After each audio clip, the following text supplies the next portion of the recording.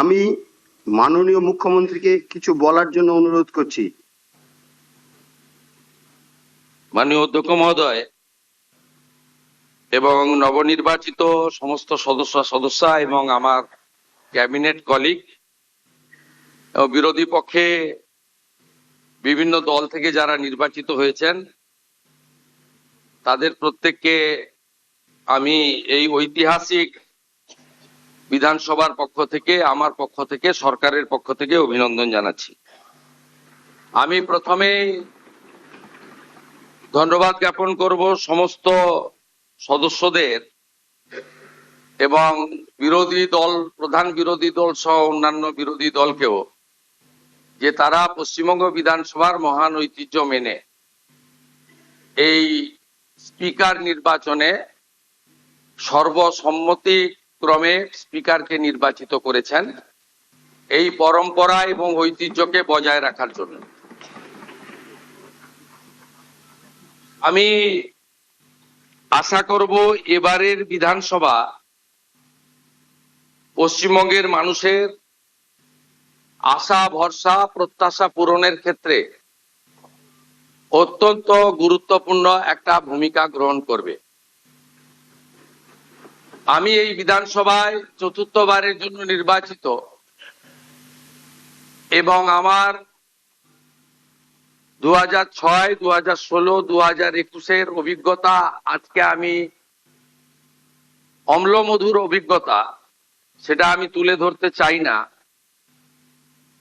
আমি চাই যে সমস্ত পুরানো যা আমাদের ভুল ত্রুটি বিচ্যুতি বা আমাদের যে সংসদীয় গণতন্ত্রের একটা বিরাট পরম্পরা রয়েছে, সেটাকে আমরা কখনোই দৃষ্টান্তমূলক হিসেবে না ধরে আমাদের সংবিধান, বিধানসভার নিজস্ব রুলস এবং বহুদলীয় গণতন্ত্রের যে পরম্পরা রয়েছে সেটা আমরা মেনেই এই বিধানসভায় অংশগ্রহণ করব এবং আলোচনায় আমরা নিজেদের মতামত রাখব।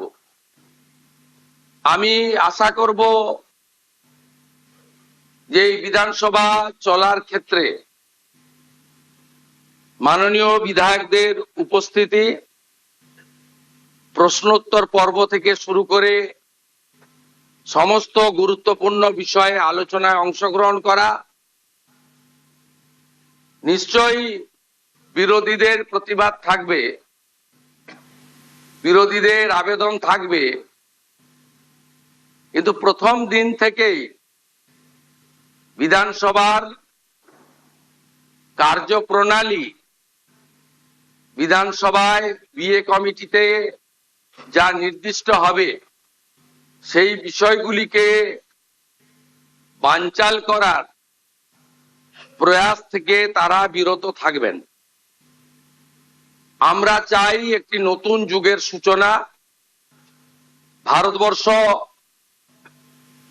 বহু প্রদেশের সমন্বয়ে গঠিত পৃথিবীর সর্ববৃহৎ গণতান্ত্রিক দেশ। অন্যান্য রাজ্যের বিধানসভার পারফরমেন্স, তার এলাকার বিধায়কের পারফরমেন্স সরাসরি মানুষ দেখতে পায়। আমাদের এই বিধানসভায় বিধায়কদের পারফরমেন্স, তারা আসছেন কি আসছেন না, তাদের যে উদ্দেশ্য নিয়ে এলাকার জনগণ নির্বাচিত করেন, তাদের দায়বদ্ধতা কতটা তারা পূরণ করছেন কি করছেন না, এগুলো সম্পর্কে ভোটার, গণদেবতা, জনতা জনার্দন তারা সম্পূর্ণ অন্ধকারে থাকে। তাই আমি আশা করব মাননীয় অধ্যক্ষের নেতৃত্বে এই ঐতিহাসিক বিধানসভা, যা 1947 সালের 20 জুন ডক্টর শ্যামাপ্রসাদ মুখার্জির নেতৃত্বে ভারত ভুক্তির প্রস্তাব গৃহীত হয়েছিল 58-21 ভোটে, সেই বিধানসভায় জনগণের নজরদারিকেও সুনিশ্চিত করার ক্ষেত্রে বিভিন্ন বিতর্ক, প্রশ্নোত্তর পর্ব, bill, budget, departmental budget, private member bill, calling attention, zero hour, mention ইত্যাদি সবকিছুই যাতে লাইভ সম্প্রচারিত হয় তার ব্যবস্থা গ্রহণ করা এবং এখানে বিরোধীদের তাদের কার্যপদ্ধতিও জনগণের জানার দরকার রয়েছে। আমরা কনস্ট্রাকটিভ অপোজিশন চাই, কারণ বহুদলীয় গণতন্ত্রে আমাদের সংবিধানে স্বীকৃত। আমরা চাই না বিধানসভা তার বিরোধী দলনেতা তাকে 11 মাস হাউসের বাইরে রেখে হাউস চলুক। আমরা চাই না কোনো বিধায়ক শারীরিকভাবে নিগৃহীত হয়ে কোনো হসপিটালে বা ডাক্তারের কাছে যাক, এটা মারামারি করার জায়গা নয়। আমরা চাই দায়বদ্ধতা, ভাষা প্রয়োগের শালীনতা। আমরা চাই সংবিধানকে মাথায় রেখে সংবিধানের যে 3টি বিষয় রয়েছে, for the people, by the people, of the people, সেটাকে মেনে আমরা এই বিধানসভাকে এগিয়ে নিয়ে যেতে চাই। আজকে দীর্ঘ বক্তৃতা করা উচিত নয়।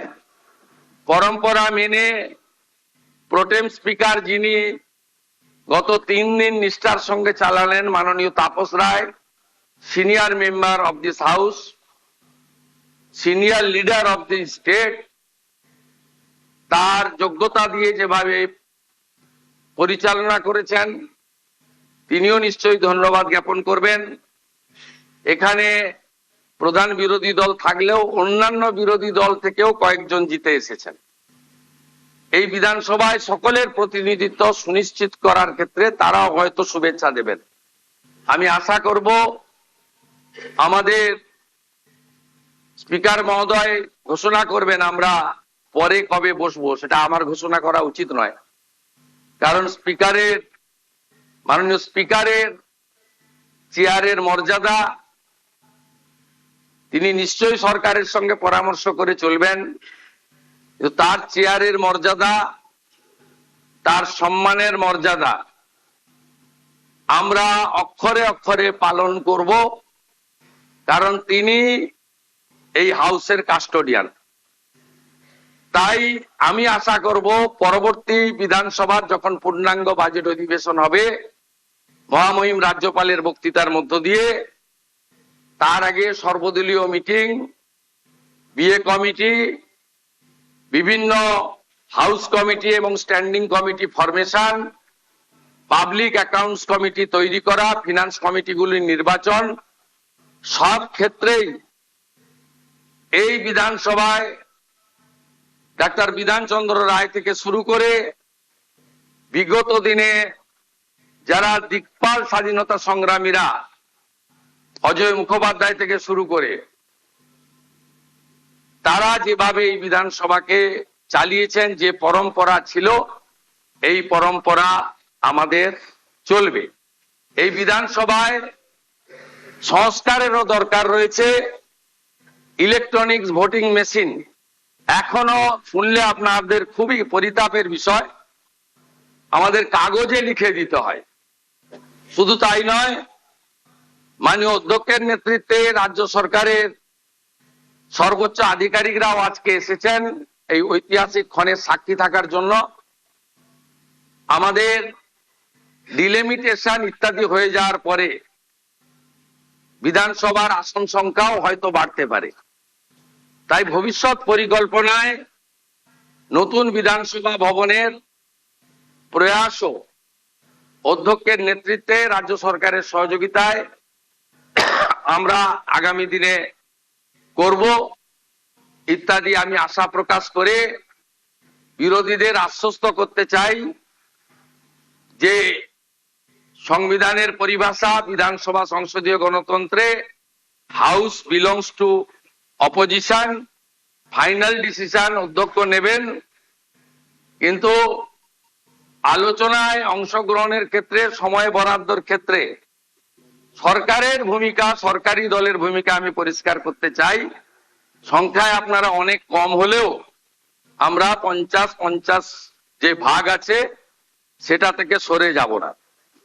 আমাদের সংখ্যা অনেক বেশি হলেও আপনাদের বেশি করে বলার সুযোগ যাতে অধ্যক্ষ দেন সরকার এবং সরকারি দলের, সেই ব্যবস্থা থাকবে। আমি মুখ্যমন্ত্রী হিসেবে মাননীয় বিধায়কদের কোন দল থেকে জিতেছেন বড় কথা নয়, মন্ত্রীদের সঙ্গে মিট করবেন, যদি না আপনাদের দলের আপত্তি না থাকে। মন্ত্রীদেরও বলবো বিরোধী দলের বিধায়করা অ্যাপয়েন্টমেন্ট চাইলে দেবেন। এলাকায় মন্ত্রীরা গেলে যে দলেরই বিধায়ক হন তাকে খবর দেবেন। এবং মাননীয় বিধায়ক, আমরা আগে চিঠি দিলে উত্তর দিতেন না অনেক মন্ত্রী, মুখ্যমন্ত্রীর তো প্রশ্নই ছিল না। আপনারা আমাকে চিঠি দিলেন, দেবেন, প্রাপ্তি স্বীকারও পাবেন এবং কিছুটা ইতিবাচক ফলাফলও পাবেন। আশ্বস্ত থাকুন, ভারতীয় জনতা পার্টি 21টা রাজ্যে মাননীয় নরেন্দ্র মোদীজির মার্গদর্শনে যেভাবে সরকার চালাচ্ছে এই সরকারও তার অন্যথা করবে না। সবাই খুব ভালো থাকবেন। ভারত মাতা কি বন্দে